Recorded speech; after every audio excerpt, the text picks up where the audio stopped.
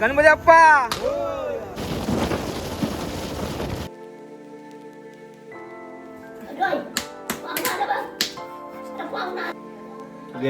तुझे बाबा रे तुला ने आला शिमग्याला.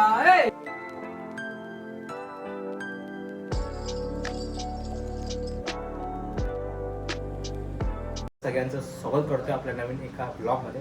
तर टाटा समोर तुम्हाला समजत असलं की आम्ही चाललो आहे म्हणजे कोकणात शिमग्यासाठी. तर आज आहे शनिवार आणि किती गर्दी असेल आपल्या मुंबई कोकण गोवा हायवेला ते तुम्ही पाहालच आपल्या व्हिडिओच्या माध्यमातून.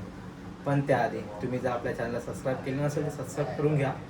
त्याचबरोबर आपल्यासोबत असणार आहेत ते म्हणजे माझा भाऊ आणि आपले अजून 2 भाऊ आहेत ते आपल्या वाडीतलेच, ते म्हणजे आपले बाळा आणि आदू असेल.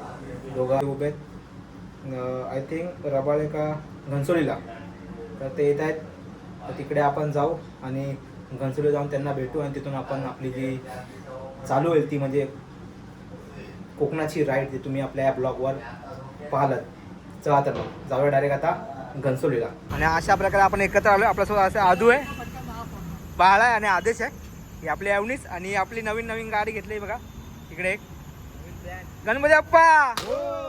आणि आपला कोकण राईडला सुरुवात होते एक प्रकारे आज. लोक स्टँडिंग कडे पाहू शकता तुम्ही. ते म्हणजे खवटीमध्ये थंडी तरी आहे नॉर्मल पण. आणि आपला भाऊ भाऊ थंडी किती आहे काय वाटतं तुला? भाऊ तुला काय बोलायचं आता? आमची जिरलेली आहे आता. हा भाऊ आपला ड्रायव्हिंग करणार आहे आता. चला आता ह्याची आमदार आहे बाकी का गँग आमची सज्ज आली आहे बघा. हे मास्क वगैरे घालून फुल आता एकदम रेडी. भावा आपला मास्क कुठे लावायचा आहे? आपला मास्क दाखव. गावठी मासा आहे. हा गावठी मासा हा मुंबईचा मासा आहे. 50 रुपयाचा 10 रुपयाचा फरक आहे. थंडी वाजते आता आमची जिरली आणि आंबली पण.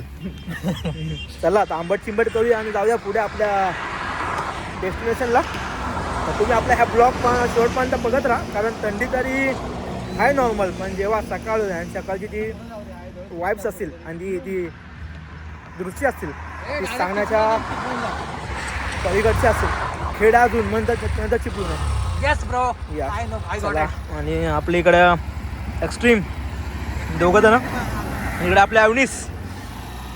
मग आता आपण जाऊ आणि थंडीचा आस्वाद घेऊ. भावा रेडी आहेस ना? फुल अँड फायनल घाल लवकर चल थंडी वाजते.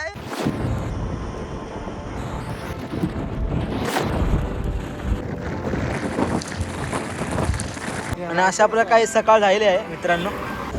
हवाळा केवढा जवळून गेला. सकाळचा हा नजारा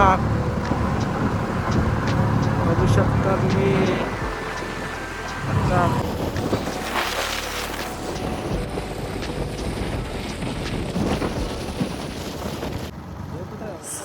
साल्टी काढतील, साल्टी होतील, साल्टी निघतील. साल्टी गेली ते चालेल पण आज गावी जायचं शिमग्याला. असं भारी वाटते काय बाळा गावी तुला? म्हणजे काय वाटतंय की रोड वगैरे कसा होता गावचा मुंबई गोवा हायवे? मुंबई गोवा हायवे संगमेश्वर पण एकदम ठीक आहे. तुम्ही या प्रॉपर या. म्हणजे संगमेश्वर. घाट करून ठेवले. अच्छा संगमेश्वर पर्यंत एक नंबर रोड आहे. पुढचा जो रोड आहे तो थोडा अजून खराब आहे पण किती टक्के खराब असेल संगमेश्वरच्या पुढचा? कम से कम 100पैकी 99% खराब आहे. 100पैकी 99% म्हणजे संगमेश्वरच्या पुढचं जे काम आहे लांजापर्यंतचं मला वाटतं किंवा राजापूर पर्यंतचं ते पूर्ण काम अजूनही बाकी आहे. बघू शकता की मध्ये मध्ये डायव्हर्जन पॅच. जोपर्यंत हा रस्ता होतोय तोपर्यंत हा रस्ता खराब होणार. अच्छा म्हणजे हा होईपर्यंत तो आधीचा रोड आहे तो खराब होईल असं याचं एक प्रकारे म्हणणं आहे. पण एवढा काम केलंय 15 वर्ष लागली म्हणजे काहीतरी बांधलंय बघ. कसा रोड बांधला असा विचार कर. 15 वर्ष आठवा आजूबा असेल म्हणजे हा आपला एक प्रकारे. तर ठीक आहे जाऊन दे. आपल्या राईडची तुम्ही मजा घ्या. आणि जे आंबे वगैरे आले होते ते सगळे वाट लागलेत एक प्रकारे. इकडेच डायव्हर्जनला मोठा खड्डा होता म्हणून आंबे वगैरे आले होते पण जरासं मोहरला हे लागले. मोहर काळा पडला त्यामुळे बहुतेकचे आंबे आपले आंबे गेलेत. आंबे लाल झाले लाल. आंबे आणि हे मातीमुळे सगळं लाल लाल झाले साईडचे साम्राज्य.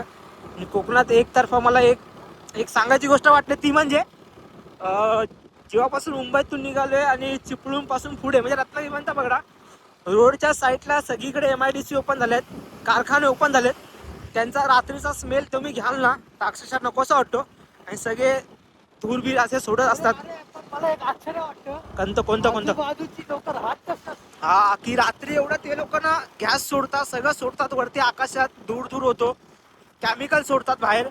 पण तिथला वास एकदम बेकार. जे आम्ही रात्री आलो ट्रॅव्हल केला मुंबई पासून मी आय थिंक मला वाटतं संगमेश्वर पर्यंत, संगमेश्वर थोडं आधी सगळे कारखाने आणि सगळे कारखान्याच्या बाहेर एवढा घाणेरडा वास. कारण हे सगळं रात्रीच सोडलं जातं असं एकतर्फी मला वाटतंय.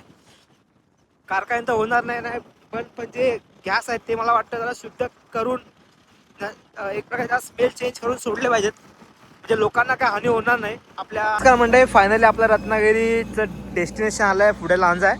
तर आम्ही थांबलो होते म्हणजे हातखंब्याला आणि सगळ्यांचे डोळे झाले लाल. का आलं रुमाल बघा किती झालं म्हणजे सेफ्टी नव्हते म्हणून त्याने एवढे रुमाल बांधलेत, 1-2 रुमाल बांधलेत. फुल सेफ्टी लाल आहे बघा. हे बघा झांग झालंय फुल पका टाईट आहे. फुल. या आपल्या होत्या 2 गाड्या आणि आपली राईड अशा प्रकारे आपली राईड आज पूर्ण होईल. तर जेव्हा आम्ही आमच्या वाडीत जाऊ तेव्हा समजेल की आपलं गाव हे आम्ही आलोय. तर लास्ट टाइमचे म्हणजे तुम्ही ब्लॉग बघितले असेल की ते आपले होते. तर रोडचं जे काय आहे ते ठीकठाक आहे सगळीकडे म्हणजे एवढा काय, फक्त जरा संगमेश्वरमध्ये जरा पॅच खराब आहेत. तिथं ब्रिज वगैरे काम चालू आहे किंवा रस्त्याचं अजून काम चालू आहे. आणि इकडे आतमध्ये गेलात ना भावांनो तर रत्नागिरी स्टेशनला जाण्यासाठी आतमध्ये आणि हातखांब्याला आता उभे आम्ही. इथं पेट्रोल पंपसुद्धा आहे पाहू शकता. तर पेट्रोल वगैरे टाकून सध्या तरी आता फ्रेश वगैरे झालो आहे आणि आता निघतो ते म्हणजे वाडीत जायला म्हणजे आमच्या गावात जायला. तर इथून अजून गाव कमसे कम 20 ते 25 किलोमीटर अजून जायचं आतमध्ये. तर आतमधला रोड आमचा एकदम खराब आहे. तर त्याबद्दल काय बोलू तर रोड आता गावातल्या आतले रोड पण खराब आहे, गावाच्या बाहेरचे रोड होते खराब. ते आता कुठे मुंबई गोवा मार्ग जरा साफसुथरा झाला आहे म्हणजे एकदम टकाटक झाला आहे. चला तर मग तुम्ही आता गावी गेल्यानंतर आपल्याला शिमग्यानिमित्त आमचे खेळे गेले असते, त्या खेळ्यांचं आज जेवण असेल एक प्रकारे. तर तिकडे जाऊ जेवू आणि पुढचा भाग बघू. 2 लेस बाबा. हे आपलं सुंदर असं गाव आणि आपली वाडी मांडोगरवाडी. आणि गावी आल्यानंतर पहिली गोष्ट तर गावात फिरणं खूप इम्पॉर्टंट आहे आणि त्यासाठीच पाणी भरण्यासाठी पहिला आलो. त्याचं रिझन असं आहे की तिकडे चाललं आहे जेवण, ते म्हणजे खेळांसाठी. आणि ते खेळ जे काल गेले होते बाहेर वाडीच्या बाहेर किंवा गावाच्या बाहेर जातात खेळे, तुम्हाला दाखवेन म्हणजे तुम्हाला समजेल आपल्या ब्लॉगमध्ये पुढे खेळे वगैरे काय असतात किंवा तुम्ही आधीपासून मला फॉलो करत असाल तर खेळे काय असतात आणि ते तुम्हाला संपूर्ण माहिती आपल्या आधीच्या ब्लॉगमध्ये भेटेल. तेच खेळे आलेत, त्यांचं जेवण एक प्रकारे तिकडं होतं. तिकडे आम्ही पाणी घेऊन चाललो आहे मी आणि माझा भाऊ अजय.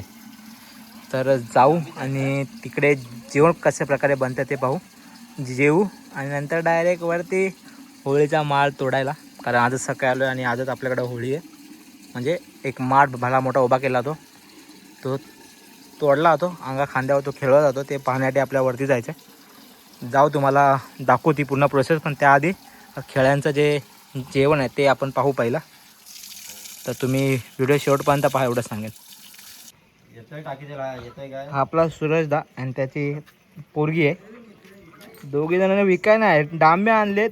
चला गावकीच्या जेवणाला चला. गावकी मस्त जेवण फ्रेश शेवग्याच्या शेंगा, कढीपत्ता, तमालपत्र.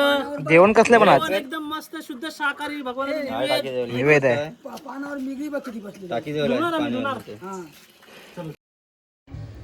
हे बाबा बघा आले.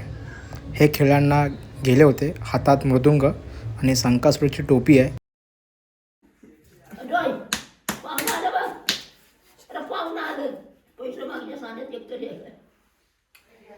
गमू तुझे बाबा रे तुला ने आला शिमग्याला गमू तुझे ही गमू बसली मागल्या दारा.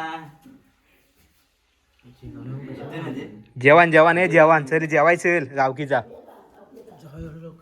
हे वाढले ना तिकडं अबे ते काम करून आलो चल तुझ्यावर जेवण केलं न्यू स्पेशल कोकणातली डाळ आहे आपल्याकडे, मस्त डांबे टाकलेली, डांबे बटाटा कोथिंबीर.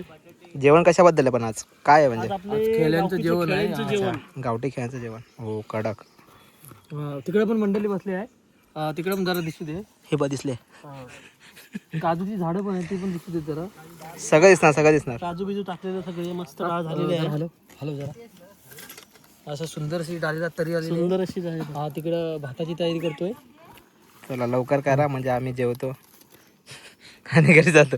हॅलो नको ही आहे जरा टाकतो ती डांबे आणि काय डांबा बटाटा डाळ. अच्छा म्हणजे एकदम कोथिंबीर. भाजीची काय आवश्यकता नाही म्हणजे आता. भाजीची आवश्यकता नाही. कडक रे मेनू कडक आहे म्हणजे आजचा. चला मग खेळ्यांचं जे जेवण असेल ते थोड्या वेळाने आपण बसू एकत्र जे येतील सगळे वाडीतली आपली माणसं बहुतेक शिता आलेत.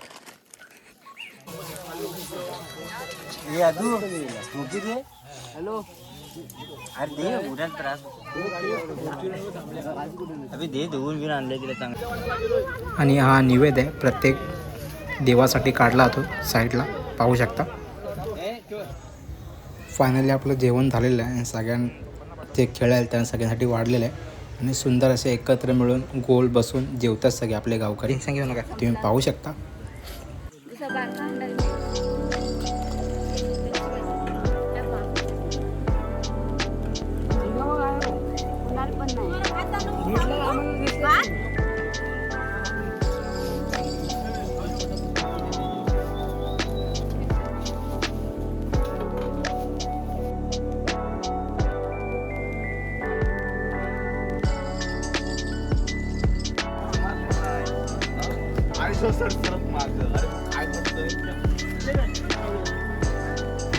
होळीला म्हणजे शिमग्याला सुरुवात होईल त्या अगोदर इथे गाराण घातला आता.